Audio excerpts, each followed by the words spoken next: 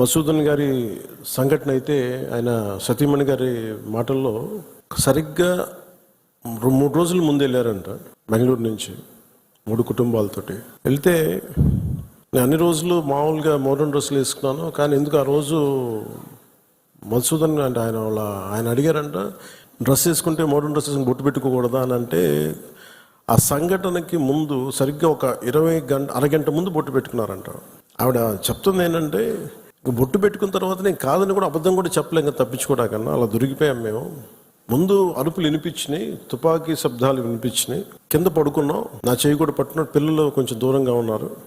ఇదంతా కుటుంబం దాదాపు అలాగే ఆ గ్రౌండ్లో దాదాపు ఆ ఏరియాలో 400 నుంచి 500 మంది ఉండిపోయారు టూరిస్టులు.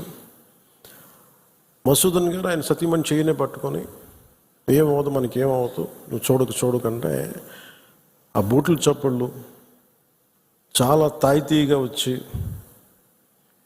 అంటే ఎందుకు మాట్లాడుతున్నానంటే ఎంత కోల్డ్ బ్లడెడ్తో చంపారంటే మనం ఊహించుకోలేం. అంటే షికారుకు వచ్చినట్టుగా వచ్చి వేటాడి వెళ్ళిపోయారు మనుషుల్ని. మనకి ఏమవ్వదు అని అంటుంటే బూట్ల శబ్దాలు ఆగినాయి.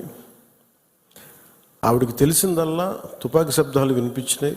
కళ్ళు తెరిచి చూస్తే మొత్తం ముఖం మీద మొత్తం రక్తం ఉండిపోయింది, భర్త తాలూకు రక్తం. ఎంత క్రూరంగా చంపారంటే, నేను వైజాగ్ కూడా వెళ్ళాను చంద్రమౌళి గారి ఇంటికి.